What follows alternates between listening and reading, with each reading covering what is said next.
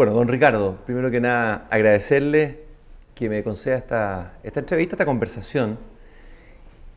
Después de que usted declinó su candidatura a la presidencia de la República, muchos ciudadanos, muchísimos, quedamos en una sensación de orfandad. Esa es la verdad. Y yo recuerdo que sus últimas palabras, cuando usted hizo la declinación de la candidatura, dijo: la vida continúa, que me impresionó mucho esa frase. Y quiero preguntarle cómo ha continuado la vida después de ese momento. Bueno, la vida ha continuado haciendo las tareas que hacía antes de, vale decir, implicarme mucho en algunas tareas acá en la Fundación, básicamente en temas de participación ciudadana y el uso de las nuevas tecnologías, que era lo que veníamos haciendo antes. Se ha empezado a desarrollar un proyecto muy interesante de cómo mujeres líderes preparan a otras mujeres.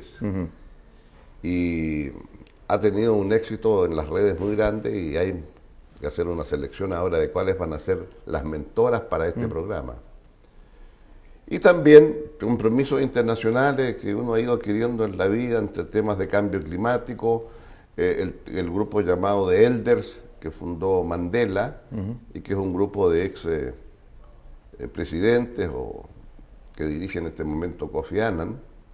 Se incorporó recientemente Ban Ki-moon al grupo y que busca, digamos, ayudar en algunos temas conflictivos de la paz, el tema refugiados, el tema migraciones.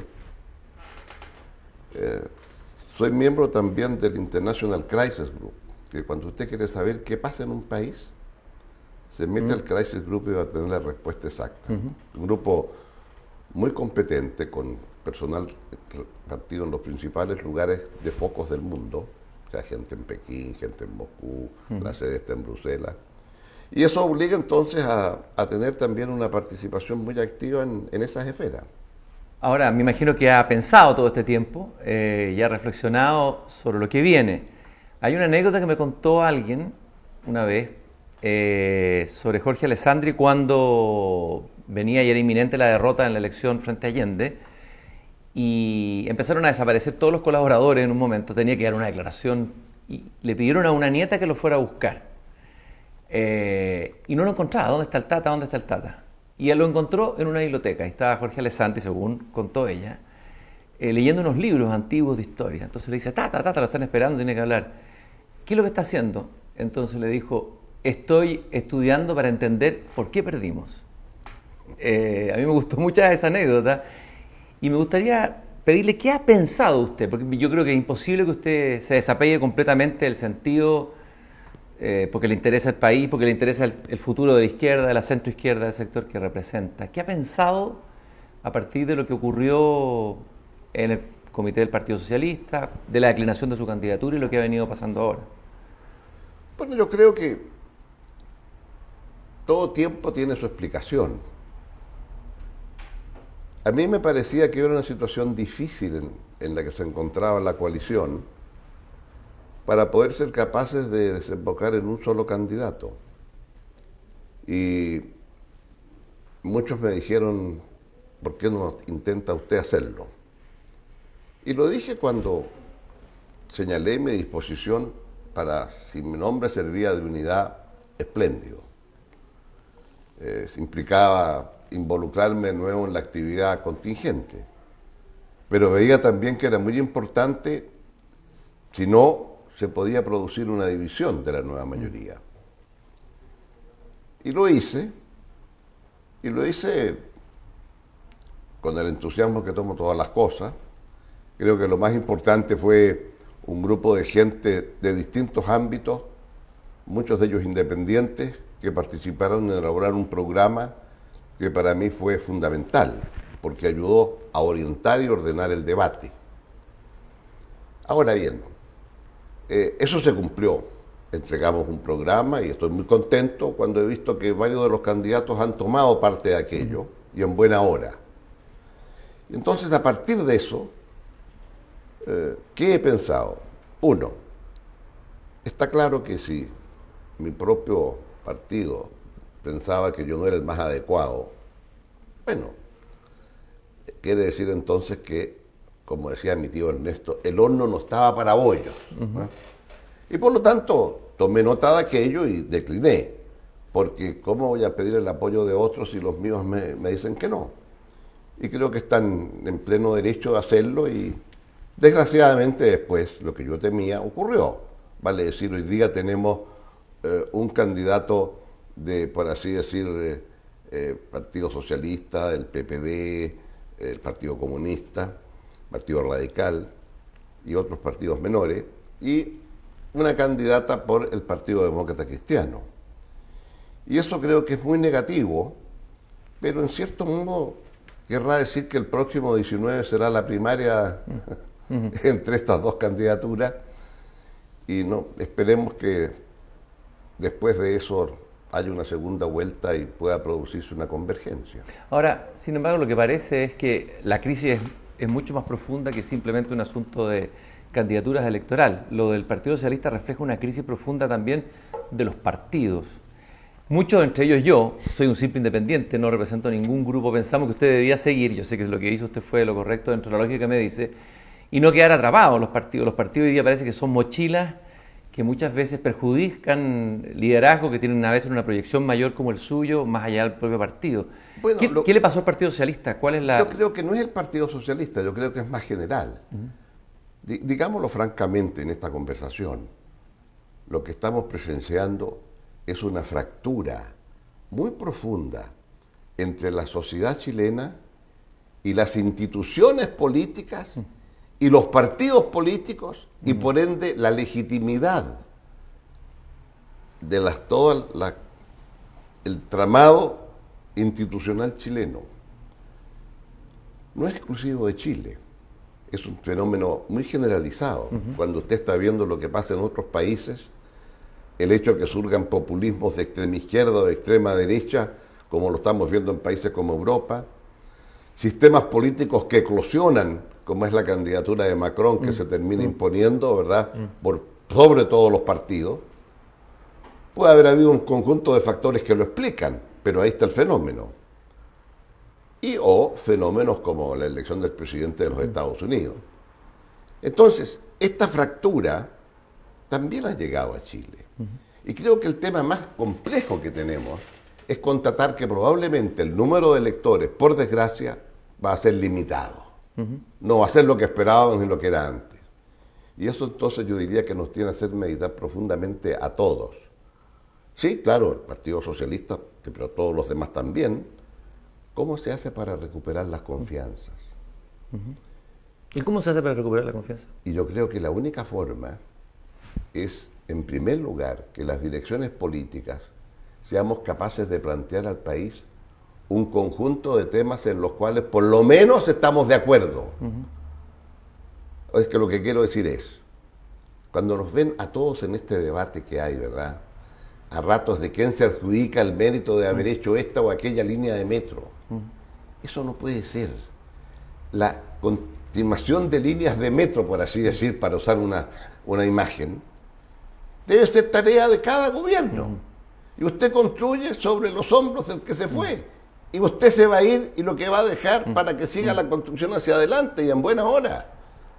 Pero si todos estamos de acuerdo, entonces es igual que el tren al sur en el siglo XIX, que lo comenzó Manuel Montt en el año 57, 1857, y llegó a Puerto Montt en 1915.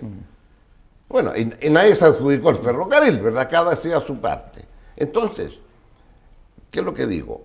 Acá lo que hay que hacer es un gran esfuerzo por recuperar confianzas.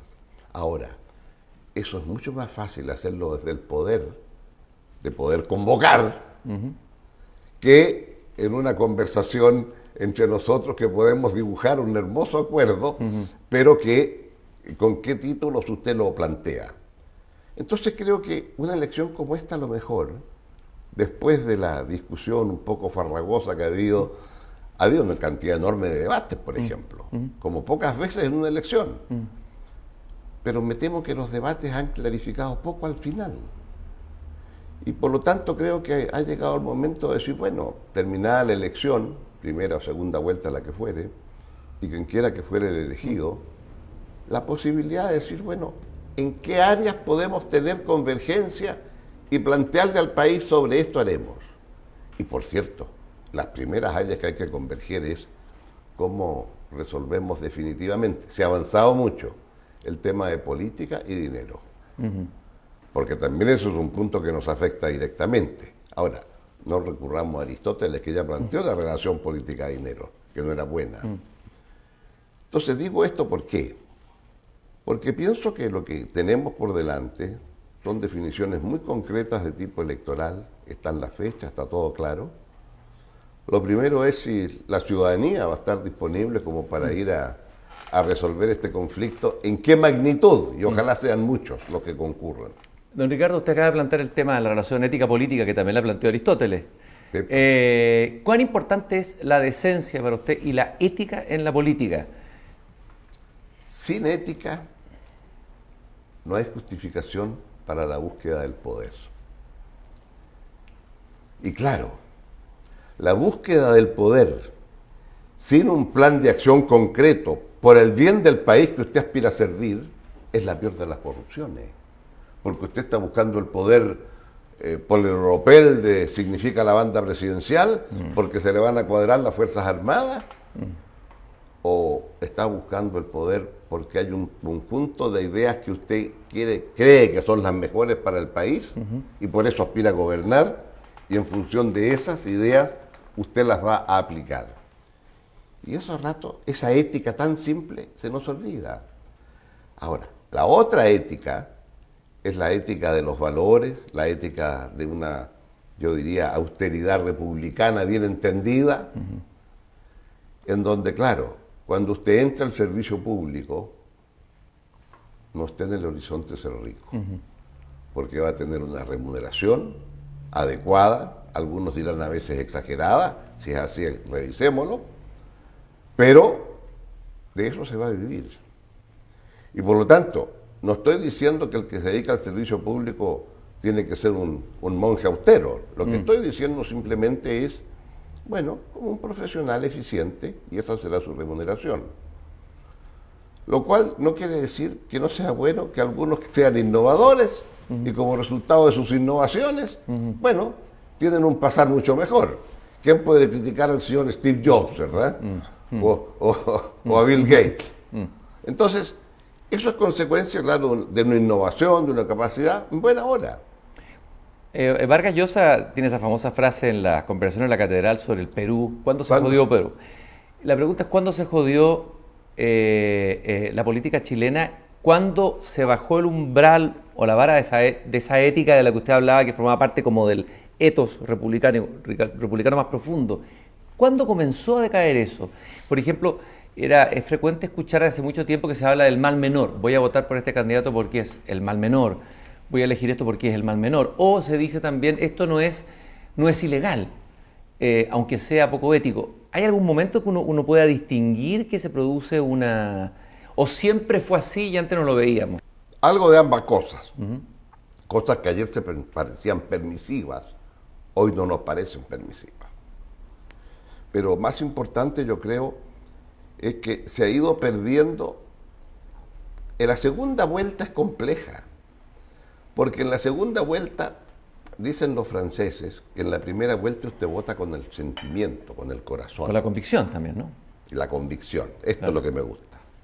En cambio, en la segunda, como está este o aquel, muchas veces usted vota no por el que quiere que salga, sino que vota en contra del que no quiere que salga. Es más importante que me opongo a este, entonces estoy obligado a votar por el otro. Vale decir, vota por el otro a regañadientes con tal que no salga, bueno, lo del mal menor que dice usted. Entonces yo creo, Cristian, que aquí estamos en un tema muy complejo, porque creo que es bueno tener el balotaje y la segunda vuelta, pero también la idea de hacer una elección primaria, que en el caso concreto de la nueva mayoría al final no se hizo. Al tener una elección primaria, es lo que permite entonces, ahí sí, los que tienen un pensamiento similar, elegir entre 2 o 3 o 4 opciones, y eso tiene una lógica. Y en ese sentido creo que se hizo bien en introducir la idea de las primarias. El problema es que la primera vez que las primarias son legales, los que inventamos las primarias no nos pusimos de acuerdo para participar en ella. Los que nos sentimos identificados con la centroizquierda, que muchas veces nos hemos escondido en el closet, a veces nos autoinhibimos ante un discurso de otra izquierda que se ha radicalizado en los últimos tiempos. Octavio Paz hablaba de las borracheras ideológicas, hablando de la izquierda en México. ¿Cómo plantarse, cómo pararse hoy y decir soy de centroizquierda, tengo orgullo de serlo?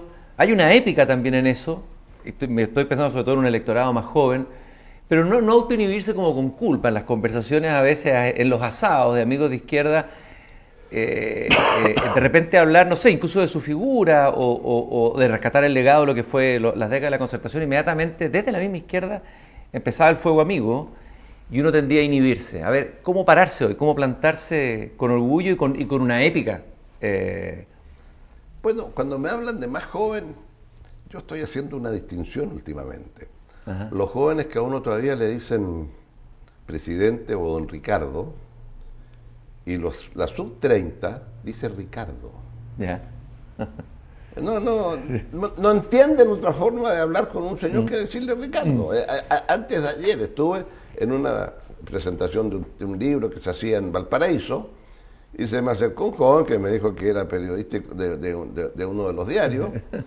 Y me dijo, yo quiero que usted sepa, señor, que yo tenía 9 años cuando le eligieron a usted presidente. Entonces, Ricardo, yo quisiera preguntarle. Y eso era absolutamente natural para él.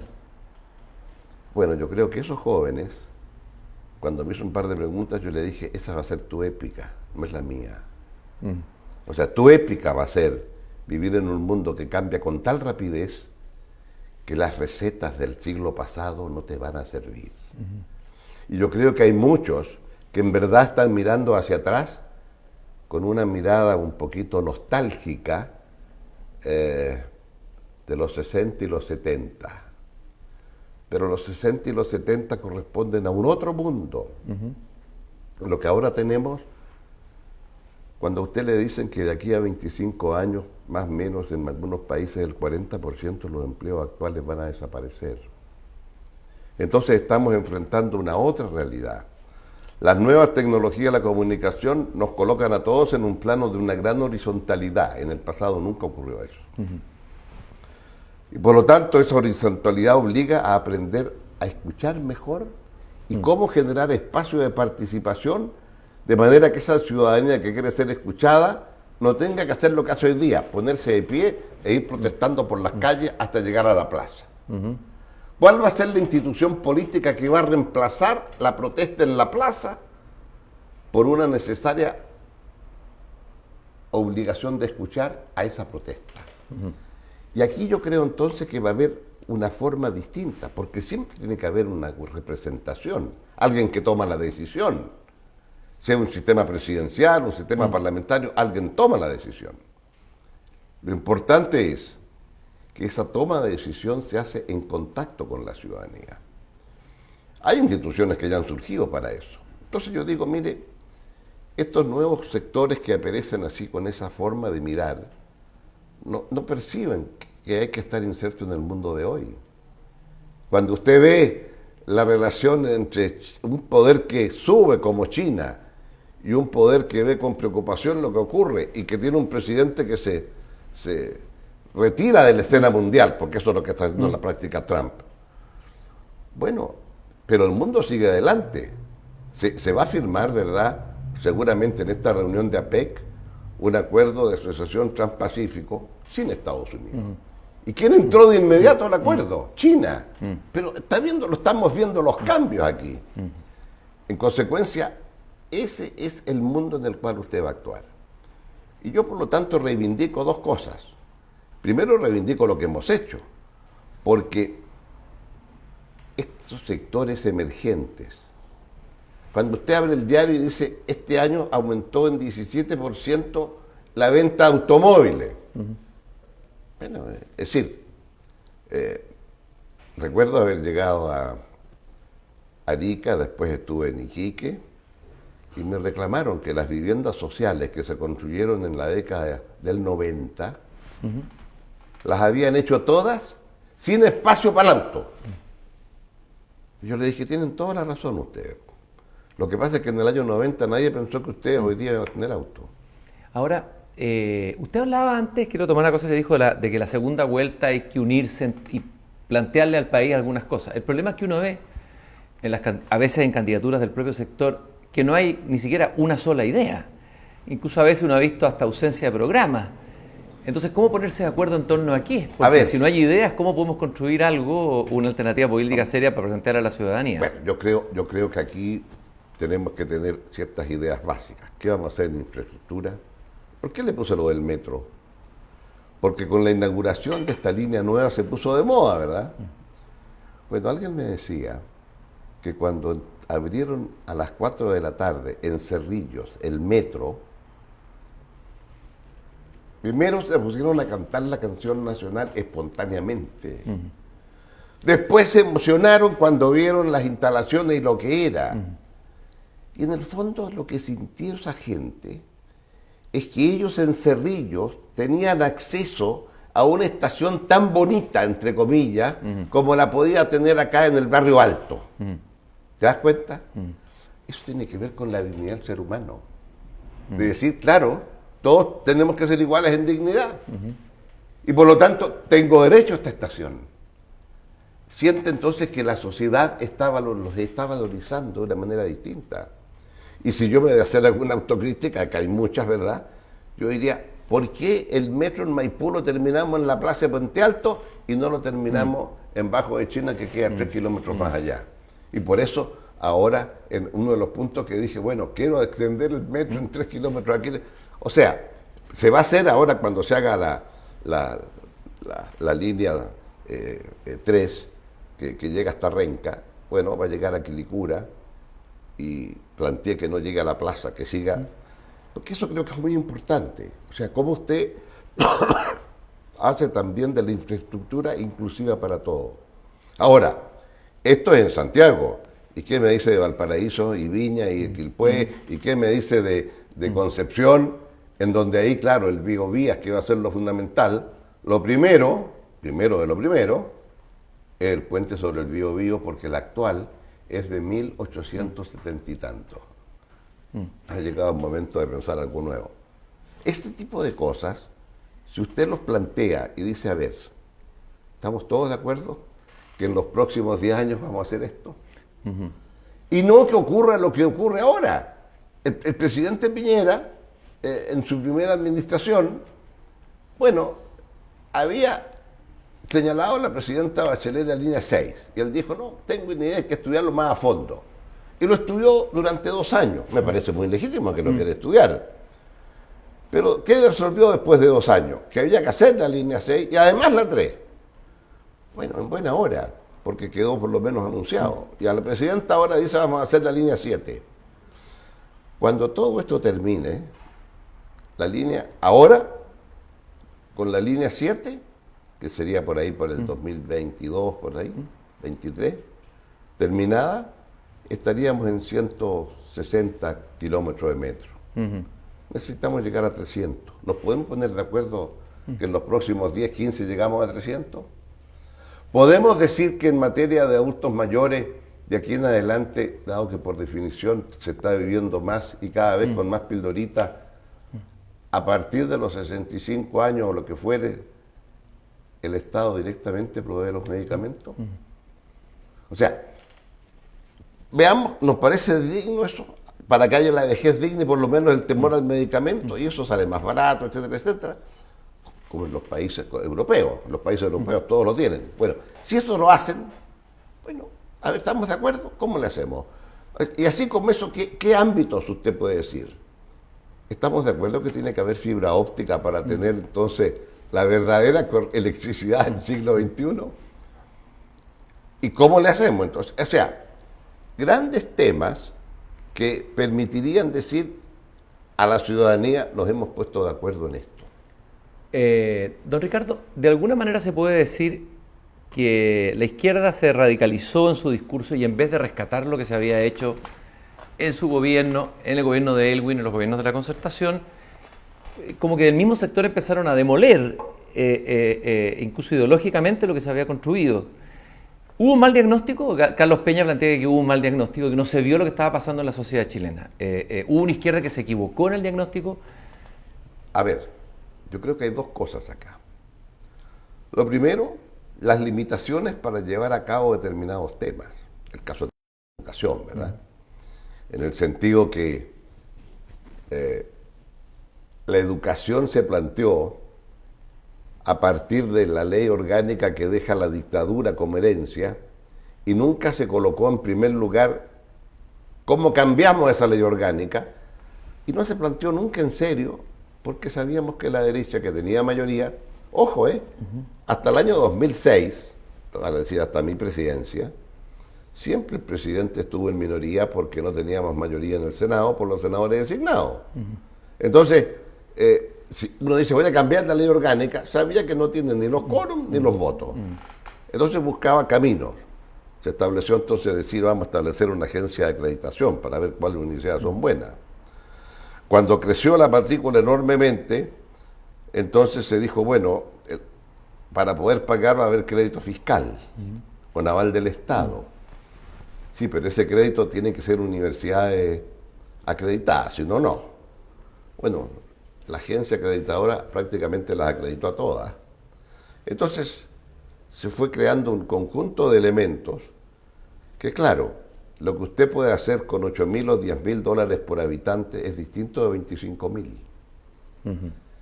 Entonces, las tasas de interés que se suponía que iban a ir bajando prácticamente se mantuvieron iguales. Y ahí yo creo que hubo entonces un descuido de ciertas tareas que tenían que hacer para que las ventajas de un país que crecía se fueran repartiendo adecuadamente. Y por lo tanto, yo diría, sí, muchas de esas protestas, por así decir, tienen que ver precisamente con que los que están protestando son jóvenes que accedieron a la universidad y antes no tenían cómo acceder. En buena hora que accedieron, en mala hora que tienen consecuencias financieras que todos las conocemos. Ahora, el decir que ahí hubo, como por ejemplo en el tema de las autopistas, que le dicen, mire ustedes, las autopistas. Bueno, las autopistas es una riqueza del país porque son del Chile. Y esas autopistas usted hoy día puede crear un fondo de infraestructura, porque ahora son del Estado, siempre lo fueron, pero las construyeron con plata privada. Y por lo tanto, esa riqueza que hoy día tiene el Estado de Chile, la puede poner al servicio de producir nuevas autopistas, nuevas carreteras, porque lo que no puede hacer es pensar que el progreso llega un momento que se detiene, porque no se detiene, porque surgen nuevas necesidades siempre. Y yo creo que lo que hemos demostrado es que podemos seguir siendo, hoy día estamos dejando de ser. Me preocupa un país que antes teníamos, 10 años atrás, Chile producía el 35% del cobre del mundo. Hoy producimos el 26% del cobre del mundo. Ahora, mantenemos más o menos la misma producción, pero el resto del mundo ha crecido más. ¿Por qué hemos perdido el ritmo? Entonces, es ahí donde yo digo, esto no puede ser. Me preocupa cuando veo que el viejo país nos lo bajaron. Me preocupa el que no hemos sido capaces de ir avanzando en políticas culturales. Hemos tenido importantes avances en los últimos tiempos, pero creo que todavía aquí queda un largo camino. El mundo de la Araucanía. No tanto el de los camiones que aparecen quemados, pero el mundo de esas comunidades que están siendo capaces de exportar. Ese es un cambio cultural enorme. Don Ricardo, ahora voy a aterrizarlo un poco a este escenario, porque todo lo que usted está diciendo, lo que está en juego no es menor. Es decir, decisiones que se tomen, políticas, económicas, etcétera, deciden el destino de generaciones, digamos. Y para quienes nos sentimos náufragos, como yo se lo planteé cuando le propuse esta entrevista, y adheríamos a usted como la figura que pensábamos que era la que podía retomar el control del buque y llevarlo bien en estas aguas difíciles que venían, quedamos en una orfandad política inmensa. Entonces, ¿qué podemos hacer? Hoy día tenemos una primera vuelta, tenemos dos candidatos del sector. Si usted fuera un elector o tuviera que aconsejar a los electores que lo siguieron a usted, no le estoy pidiendo que me dé un nombre, no le estoy pidiendo yo sé que para usted es complicado, no lo quiero colocar en una situación incómoda, pero ¿cuáles son los criterios para leer los signos y decir dónde votamos? O sea, yo creo que los o nos abstenemos, ¿qué hacemos? No, abstención en ninguna manera, porque yo creo que es obligación del ciudadano sufragar. Y lo único que tiene que hacer es, de las opciones que usted tiene, cuál programa, cuál es el que usted cree lo interpreta mejor, cuál es la capacidad de llevarlo a cabo, cuáles son los equipos que hay. Y en eso entonces, claro, efectivamente algunas personas se me acercan ahora y me dicen lo que usted me acaba de decir. Y en ese sentido, Cristian, yo le digo, analícelo usted, porque yo me siento, he sido presidente, he sido líder en su momento de la coalición, ayer de la concertación, hoy de nueva mayoría, y siento en consecuencia que mi obligación es bregar por la unidad de estas fuerzas. Y por lo tanto, hacer una opción de dar un nombre hoy no me corresponde. Habrá que ver lo que ocurre después del 19, y en tanto yo diría, vea usted, muchos están con Carolina Goich, otros están con Alejandro Guillé, vea usted lo que cada uno está proponiendo y plantéelo al país. Y hágalo con la seguridad que está pensando en lo que es mejor para Chile. Hacerlo creo que de mi parte no es lo más adecuado. Llegará el momento en que se clarificará esto. Claro, a lo mejor sería que ambos pasaran a la segunda vuelta. Y ahí entonces creo que habría un debate infinitamente más interesante. Dado que eso es altamente improbable, por no decir imposible, si ha de crearse en las encuestas, entonces creo que habrá que tomar una definición en la segunda vuelta. Me imagino que usted ya tiene decidido su voto, todavía duda. Interiormente, no diciéndome cuál. Y debe ser difícil, ¿o no? Interiormente, y también yo diría, hay un interior más amplio, que es el seno familiar. Y en ese interior hay todavía discusiones de ambos lados. Yo creo que refleja la dificultad de tomar una definición, porque en verdad no son huérfanos del lago, son huérfanos de la unidad. De la unidad que nos permitió hacer lo que hicimos. Porque seamos claros, la convergencia del mundo del humanismo socialista o del humanismo cristiano, cuando ayer terminó en un golpe de Estado, es una lección que aprendimos en los duros años de la dictadura. Y nos unimos para decir no a Pinochet. Y el país pensó que después, cada uno para su santo, y nos volvíamos cada uno a su rincón para comenzar de nuevo. Y es sorprendente. Todos estuvimos de acuerdo que el gobierno debe en 4 años porque es de transición. Y después nos vamos, cada uno. Y nunca se planteó, vamos a seguir en coalición. Fue obvio que si queríamos modernizar a Chile, si lo queríamos poner donde lo llevamos, el país número 1 en materia de crecimiento, en materia de avance, de derrota a la pobreza, en todos los frentes. El país con el más bajo riesgo en Wall Street, el país que puede reducir más rápido la pobreza, que hasta mejoró el Gini en distribución de ingresos.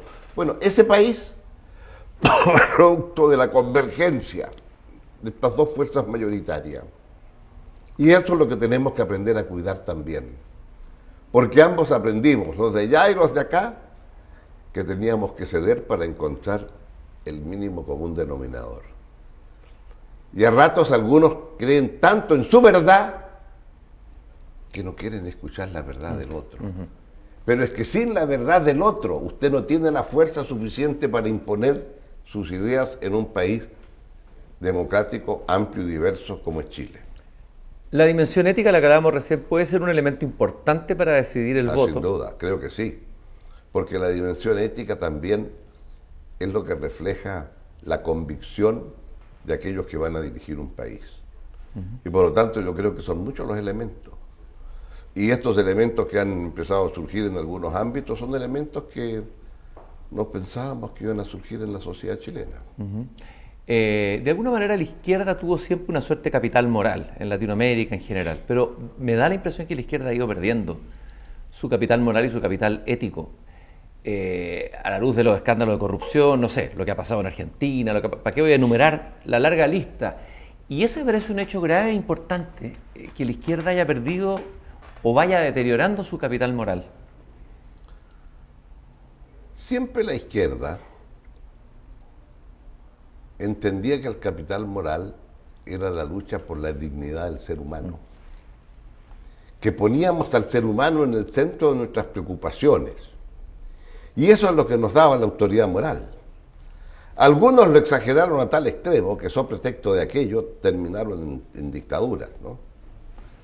Pero lo que sí hay que aprender es que porque ponen en el centro la dignidad del ser humano, tienen entonces que ser capaces de preservar los ámbitos de libertad para que ese ser humano también pueda expandirse. Y entender muchas veces que la Constitución y las instituciones políticas se hacen para favorecer los derechos del ciudadano, pero también para proteger al ciudadano de aquel que detente el poder. Son dos elementos, ¿verdad? El habeas corpus, ¿qué es lo que es? La primera institución, ¿verdad? Ante el rey exijo que, si me quiere juzgar, bueno, me juzgue correctamente, pero no me emplee la fuerza. Entonces creo que acá tenemos un tema que es muy crucial. Y respecto de eso, la reivindicación que yo hago es que sin ese entendimiento amplio de estos dos humanismos, del mundo laico y del mundo cristiano, sí, alguien me dirá, mire usted lo que pasa con la socialdemocracia en el mundo, es que esa socialdemocracia tiene que ser capaz de adaptarse a los cambios de este mundo.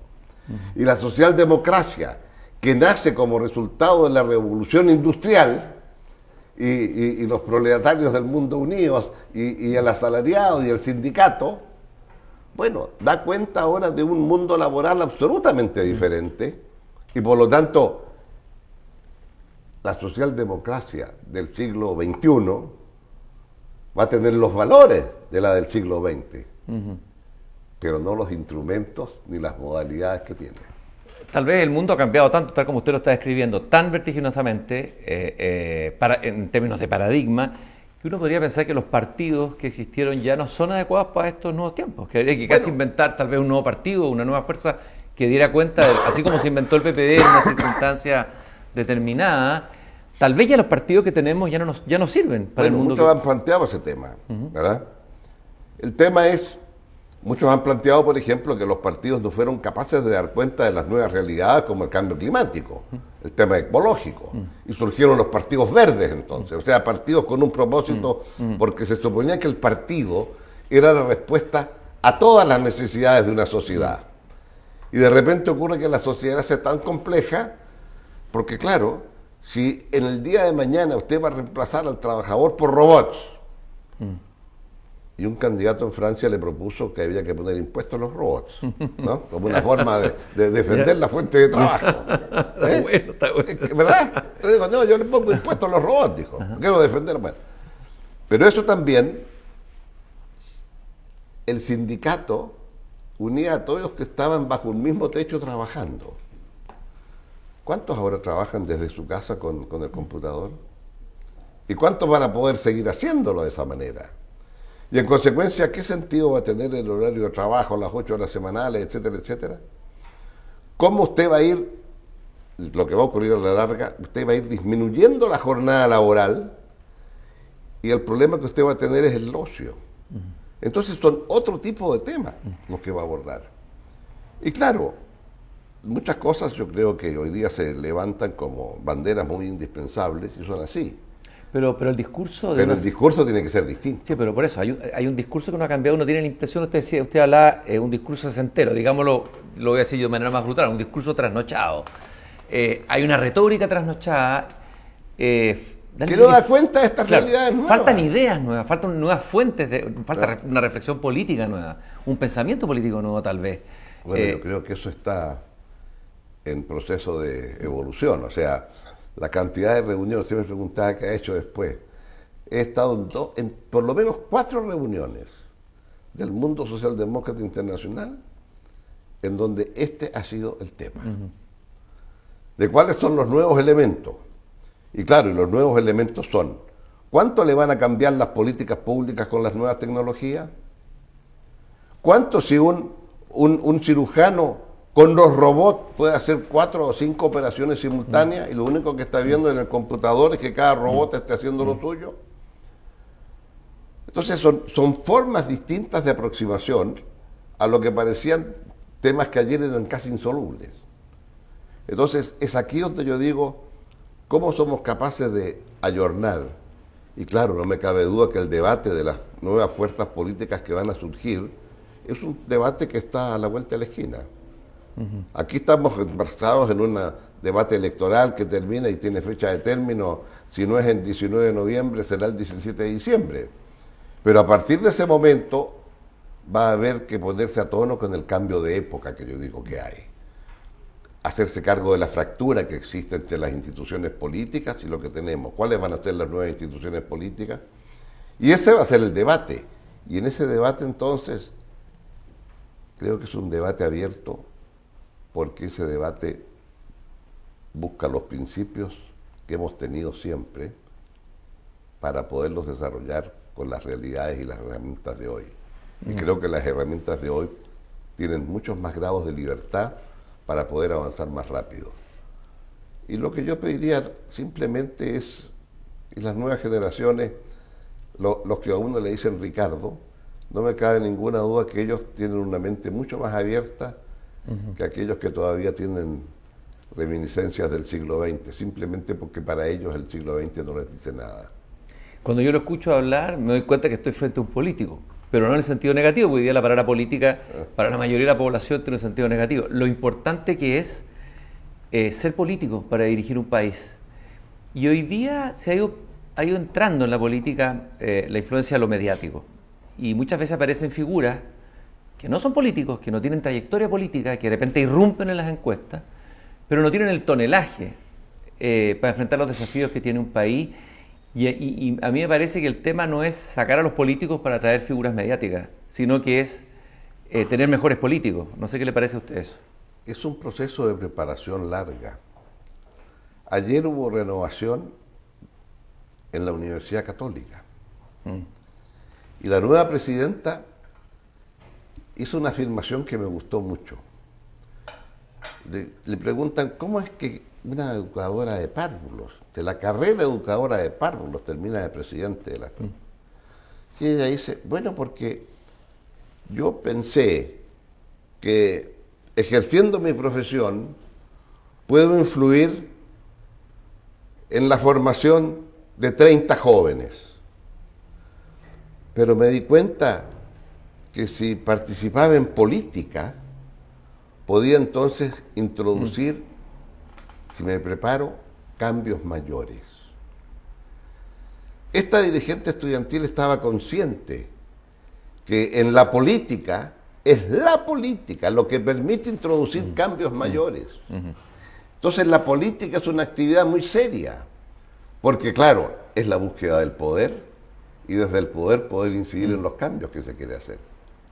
Pero eso implica entonces una preparación, una cultura, un concepto de historia.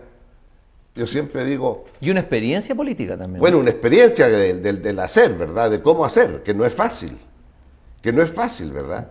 No es fácil decir, mire, me han reducido el presupuesto en esto, en esto, en esto. Yo pensaba hacer 10 cosas y ahora solamente puedo hacer 5. ¿Cuáles son las 5? ¿Y cómo le explico al país? Porque el político tiene que ser un docente, un maestro que explica. Gobernar es educar, como decía. Bueno, gobernar es educar, efectivamente.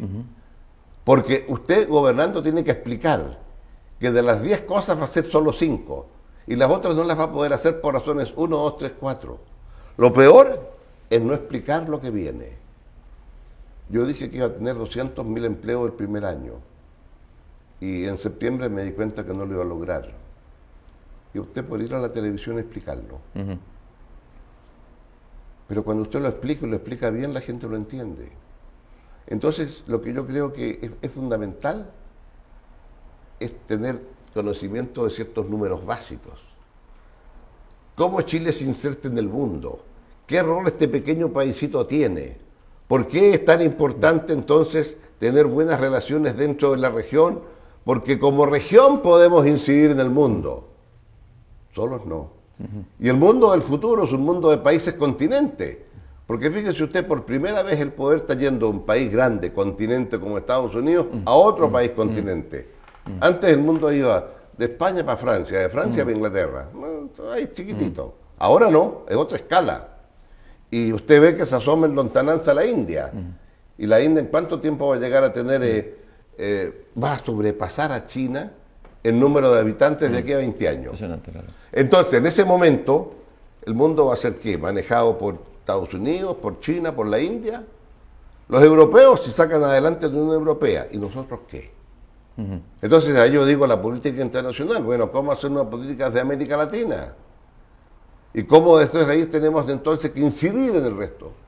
Y eso me parece que son temas fundamentales, porque este paísito, le guste o no, va a vivir en un mundo que está globalizado. Se globalizó ya.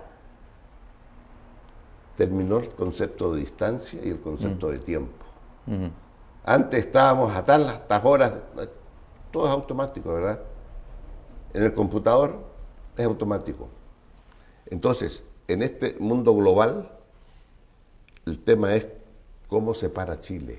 Entonces, un político tiene que tener ideas claras sobre estas cosas, a mi juicio.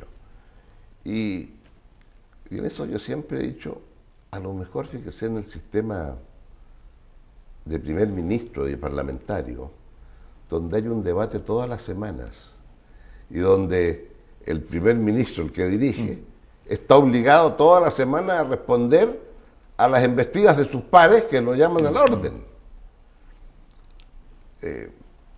Una vez me quedé a pensar, ¿cuántos presidentes en Chile habrían podido ser primeros ministros en ese sistema? Porque es muy demandante. Hemos hablado de la centroizquierda. ¿Usted fue capaz de declinar su candidatura en un nombre natural después del triunfo del no en favor de Patricio Aylwin, un demócrata cristiano, ¿no? Eso fue un gesto importante, ¿no? De sentido común político, pero también de generosidad y amplitud. Sin embargo, la sensación con los años, la sensación que tengo yo, es que la izquierda ha maltratado un poco al centro y lo ha ido acorralando, que es lo que produce que haya habido una candidatura demócrata cristiana desde afuera. ¿Qué le parece a usted este trato, la importancia del trato desde la izquierda al centro, digamos? Porque ¿qué gana la izquierda con destrozar y apabullar el centro? ¿Es viable una izquierda sola? Pareciera que es inviable históricamente en Chile. No creo que no. Depende de cada país, ¿verdad? Pero me parece a mí que en el caso nuestro, el entendimiento, a mi juicio, con la democracia cristiana ha sido fundamental. Y creo que, claro, nosotros estábamos divididos entre socialistas y PPD. Ahí hay un tema pendiente del mundo nuestro, que estamos hablando que pueden haber nuevas corrientes políticas y por supuesto será el momento de abordar ese tema. Pero lo que es un profundo error es que la democracia cristiana en Chile, por las características que ha tenido, por la evolución que ha tenido, tiene que estar acá. Y hay que cuidar, hay que saber respetar. Sí, tenemos discrepancias en materia de divorcio, en materia de temas que llaman valóricos. Hay una concepción del punto de vista del pensamiento cristiano,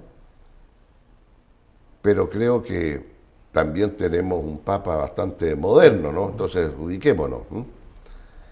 La encíclica del papa sobre el tema cambio climático es algo muy respetable. Entonces, también yo creo que ahí tenemos que tener cuidado con eso. Y efectivamente a algunos yo creo que no les gustaría que estuviera con nosotros la democracia cristiana. Y creo que ese es el más profundo de los errores. Porque a ese camino usted termina siendo una fuerza testimonial. Porque hay una tentación. Da testimonio, pero no gobierna. Y da la impresión que hay una tentación en un sector de la izquierda de abrirse hacia el Frente Amplio, que pareciera como lo nuevo, lo que trae la nueva energía, y ahí buscar el crecimiento. ¿Qué le parece a usted ese camino? Bueno, todas esas cosas son explorables, ¿verdad?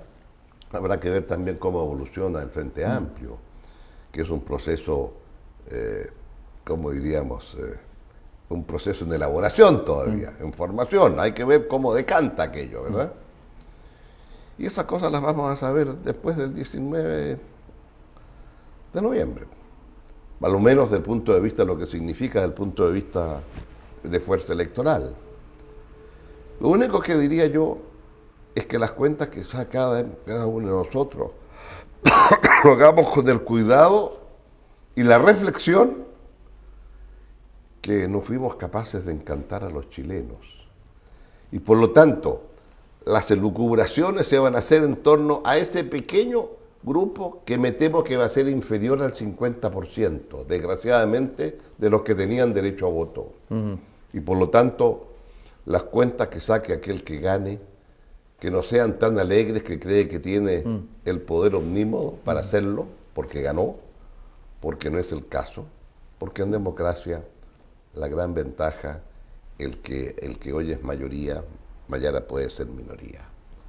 Y por lo tanto, y viceversa. Y por lo tanto, si se es mayoría o minoría con un electorado reducido porque el resto no se interesó, entonces ahí de nuevo hay una crisis de legitimidad y que afecta la confianza futura.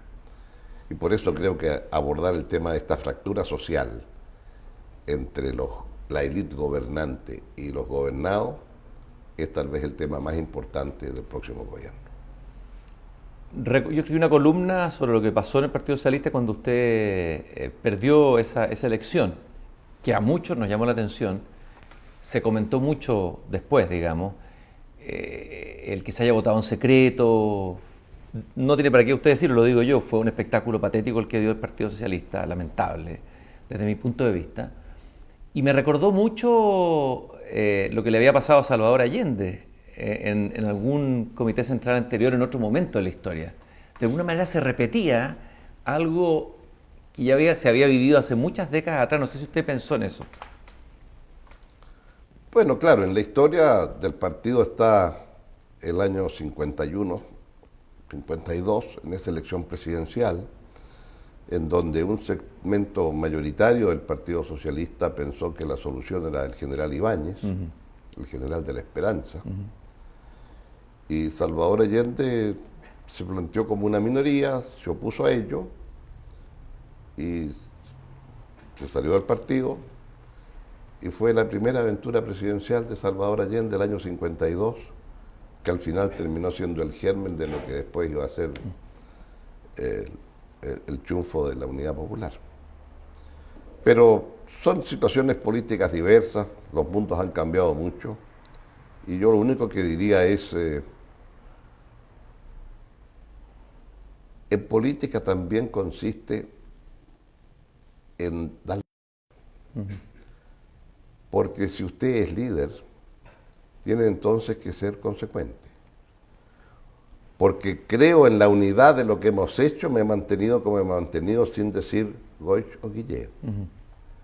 Pero con la misma fuerza digo que es indispensable plantear al país qué es lo mejor. Y por lo tanto, los que ellos votaron ahí en secreto, es primera vez que se hacía, a lo mejor querían innovar con las nuevas tecnologías, pero se hizo con la vieja cámara secreta. Y lo que más llama la atención es que se reemplazó un candidato que tenía convicción, que tenía idea, que tenía trayectoria, por una persona de la que yo tengo una buena opinión humana, etcétera, pero una persona que venía más del ámbito del periodismo, sin tanta experiencia política, sobre todo guiado por la brújula de las encuestas, ¿no? Que han ido tomando un papel en las elecciones desde un punto bastante dañino. ¿Qué le parece a usted que las encuestas terminen siendo las que decidan lo que deciden los partidos políticos y no las convicciones? Pero es una vieja discusión, ¿verdad? La encuesta yo considero que es un instrumento útil para medir la temperatura, pero el liderazgo consiste en cambiar la encuesta si la encuesta le dice que sus principios no lo van a llevar al triunfo y usted está convencido en ellos. Quiere decir que usted tiene que educar más, explicar más sus puntos de vista.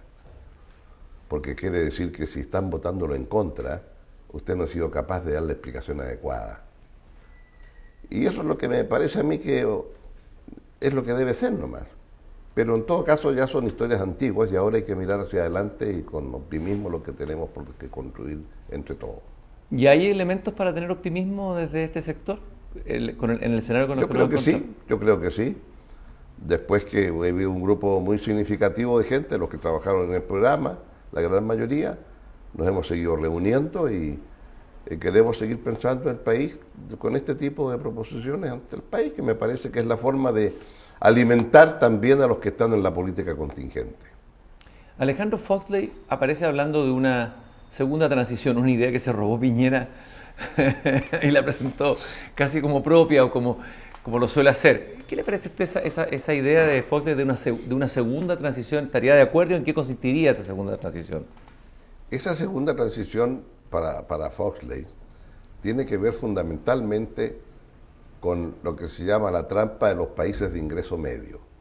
Países que llegan a un cierto nivel de ingreso y ya están listos para dar el salto al desarrollo, vale decir, tener una sociedad mucho más homogénea, mucho más inclusiva, una sociedad que va a mejorar los estándares de vida de todos, etcétera. Y por consecuencia hay mejor espacio en materia de libertades, en materia de educación, en materia de cultura, etcétera. Una sociedad mucho más rica en definitiva. Y claro, perdón, Sí. hay muchos países que se quedan a mitad de camino. Y algunos la llaman la trampa latinoamericana. Entonces Alejandro lo que está diciendo es, ahora tenemos que dar la segunda transición, el salto definitivo. En el sentido que ya hicimos la tarea más pesada, de pobrezas e ingresos medios, y de ingresos medios ahora el salto definitivo.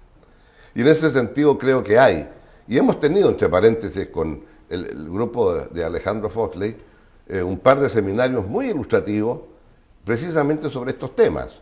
Uno acá en Santiago y un segundo que hicimos con la Universidad de Talca, precisamente para mirar también al país desde regiones. Y esperamos poder seguir trabajando en esa dirección, porque me parece que, en último término, los hombres de acción tienen que tener alguna alimentación con un pensamiento. Y el pensamiento que no se traduce en acción, no diría que es estéril, pero es más bien academia. Y si uno está hablando de política, yo diría que el político tiene que actuar con un pensamiento.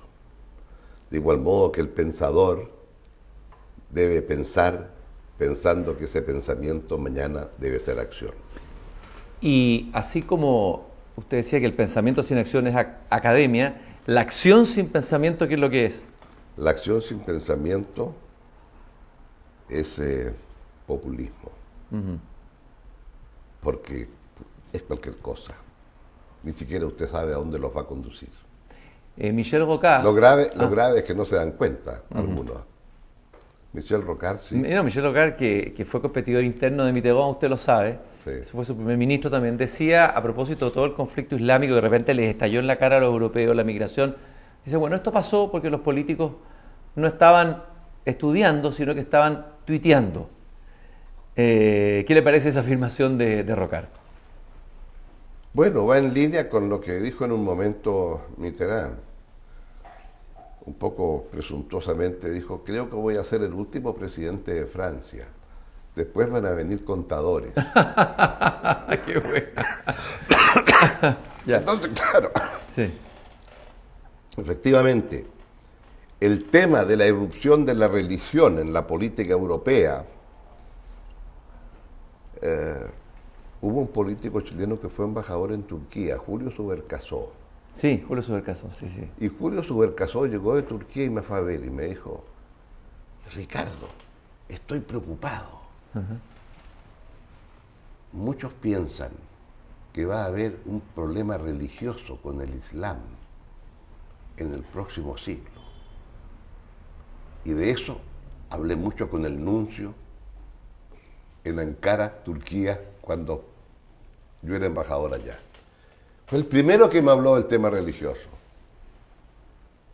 como usted ve, no está tan descaminado Michel Rocard. Ídolo Subercaso, ídolo profético. Increíble, me lo dijo. Que él se sorprendió, dijo, pero ¿cómo? Si la guerra de las religiones son del siglo XVI y XVII. La paz de Westfalia se hizo para terminar con la guerra religiosa. Pero bueno, ahí están. Y claro, cuando usted va a Europa, le da cuenta entonces del tema religioso. Cuando usted va a lo que pasa en Myanmar y los progresistas, ¿verdad? Los royenka que los echan, y los musulmanes, y las guerras de unos y otros, y los budistas por otro lado. Bueno, entonces quiere decir que hay una involución. Y eso es lo que hace los temas mucho más complejos, ¿no? Y en ese sentido, al comienzo de esta semana, tuve el privilegio de estar ahí una hora con el Papa, junto con Kofi Annan y el otro era uno que fue ministro de Exteriores de larga data de Argelia, Ibrahim, y que ese sí es un experto en los temas religiosos y de Medio Oriente. Entonces uno ve, claro, hay otros valores en el tema intelectual, político, que emergen en la escena y que son absolutamente nuevos. Y en consecuencia uno dice, ¿cuán preparados estamos para abordar aquello? Pero es otro tema que está aquí para quedarse. Pareciera que estamos condenados, muchos piensan lo mismo, lo sienten, en esta elección entre elegir entre la retroexcavadora o la calculadora. ¿No hay una posibilidad intermedia de tener una imagen más feliz que esas dos? Yo creo que ni lo uno ni lo otro, ¿verdad? Lo que hay que elegir es el camino más adecuado en torno a temas que nos convoquen a todos y tener cierta claridad de convergencia sobre 4 o 5 grandes temas y donde todas las fuerzas políticas puedan decir tenemos un cierto consenso. Esperemos caminar en esa dirección. Usted dijo hace poco también una declaración que me sorprendió, digamos, pero era hay que crecer, lo demás es música. Hay muchos que se ofendieron, algunos músicos, pero a ver, ¿significa que lo económico es el desafío más central de Chile en las últimas décadas? ¿Es el único? ¿En qué sentido podemos entender esa afirmación? Esa afirmación, quien primero me retó por esa afirmación, por supuesto, fue Luisa, que me dijo, ¿qué hacemos con la orquesta juvenil? ¿No? Claro. Y la música, digamos, en nuestra casa, en nuestro hogar, tiene un lugar importante, esa es la verdad. Y nos preciamos, Luisa, de escuchar más que yo, pero porque ella es más amplia. Yo me quedo mucho más con la música clásica, ¿no? En cambio ella va a otros temas ahí. Los fabulosos Cadillac, Pink Floyd, todas estas cosas. Pero más allá de aquello, lo que quise decir fue, uno, el tema del crecimiento es esencial, porque es a partir de ahí que usted tiene la libertad para hacer un conjunto de otras cosas que de otra manera no son posibles de realizar. Entre otras la música, ¿no? O sea, si no está creciendo el país, usted entonces está administrando lo que tiene. Y por lo tanto el crecimiento en esta etapa es fundamental. Pero si ese crecimiento no es inteligente, no es inclusivo, no es respetuoso del medio ambiente, entonces quiere decir que ese crecimiento no lleva al desarrollo. Ahora, cuando dije esto, había explicado previamente todo esto que le acabo de decir. Pero quedó la cuña, ¿no? Pero que bueno, es que es el tema del Twitter, sí, ¿verdad? Entonces, o la necesidad de la cuña. Pero me parece a mí que cuando yo lo dije, mire, vea por favor qué es lo que yo dije como debía ser el crecimiento.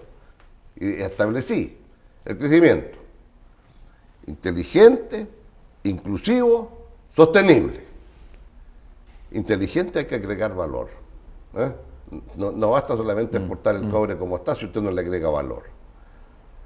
Inclusivo, que le incluye y llega a todos los sectores de la sociedad. Sostenible, lo puede mantener en el tiempo. Y sostenible quiere ser también sustentable, vale decir, no estoy emitiendo gases de efecto invernadero. ¿Cómo crezco sin contaminar?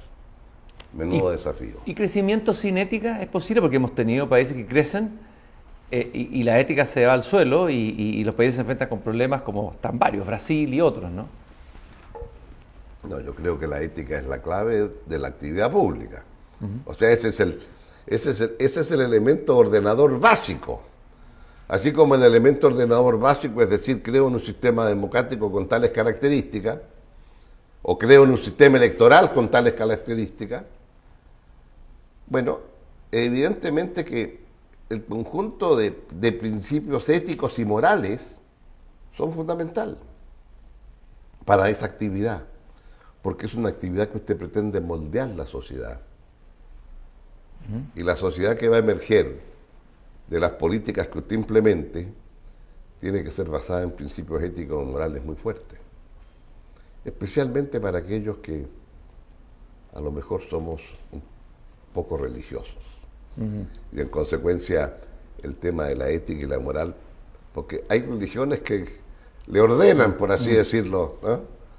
Pero acá los principios pasan a ser muy importantes. Entonces yo creo que hay valores acá que hay que inculcar que son fundamentales, y eso forma parte, claro, de todo un debate educacional, de qué es lo que usted transmite, ¿verdad? En último término, educación, ¿qué es lo que es?